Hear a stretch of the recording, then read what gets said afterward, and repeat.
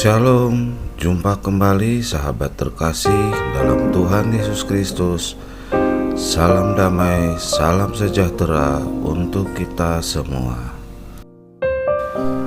Marilah kita meluangkan waktu untuk Tuhan dengan merenungkan dan mendengarkan bacaan kitab suci. Bacaan dari kitab Mika bab 7 ayat 14 sampai 20.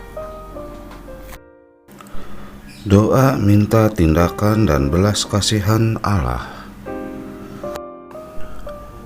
Gembalakanlah umatmu dengan tongkatmu, kambing domba milikmu sendiri, yang terpencil mendiami rimba, di tengah-tengah kebun buah-buahan biarlah mereka makan rumput di Basan dan di Gilead, seperti pada zaman dahulu kala. Seperti pada waktu engkau keluar dari Mesir, perlihatkanlah kepada kami keajaiban-keajaiban. Biarlah bangsa-bangsa melihatnya dan merasa malu atas segala keperkasaan mereka. Biarlah mereka menutup mulutnya dengan tangan dan telinganya menjadi tuli. Biarlah mereka menjilat debu seperti ular, seperti binatang menjalar di bumi. Biarlah mereka keluar dengan gemetar dari kubunya dan datang kepada Tuhan Allah kami dengan gentar, dengan takut kepadamu. Siapakah Allah seperti Engkau yang mengampuni dosa dan yang memaafkan pelanggaran dan sisa-sisa miliknya sendiri, yang tidak bertahan dalam murkanya untuk seterusnya, melainkan berkenan kepada kasih setia. Biarlah Ia kembali menyayangi kita, menghapuskan kesalahan-kesalahan kita, dan melemparkan segala dosa kita ke dalam tubir-tubir laut. Kiranya Engkau menunjukkan setiamu kepada Yakub dan kasih-Mu kepada Abraham, seperti yang telah Kujanjikan dengan bersumpah kepada nenek moyang kami sejak zaman purbakala.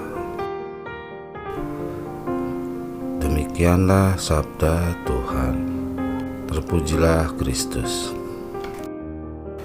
Tema hari ini adalah lebih baik berdoa daripada mengutuki. Apa yang saudara lakukan ketika sedang berada di tengah situasi penderitaan?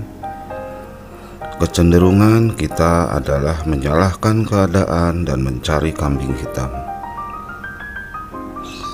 Alih-alih mendapat kelegaan, justru kecemasan, kekalutan, dan mungkin penderitaan makin bertambah. Ketika berada dalam situasi yang tidak nyaman, Nabi Mika memilih untuk mengungkapkan dan mengutarakan doanya kepada Allah. Mika menyadari penderitaan bangsa Israel saat itu, tetapi hal itu disebabkan oleh dosa mereka sendiri yang melawan Allah.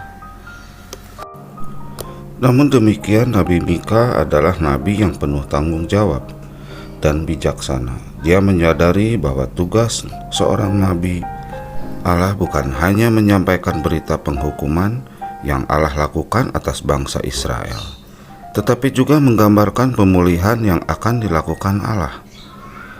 Dalam doanya, Mika memanggil Allah sebagai gembala, sebuah konsep mengenai pribadi Allah yang dikenal luas oleh dunia timur kuno, karena lebih menyentuh aspek hidup umat yang rata-rata bekerja sebagai gembala.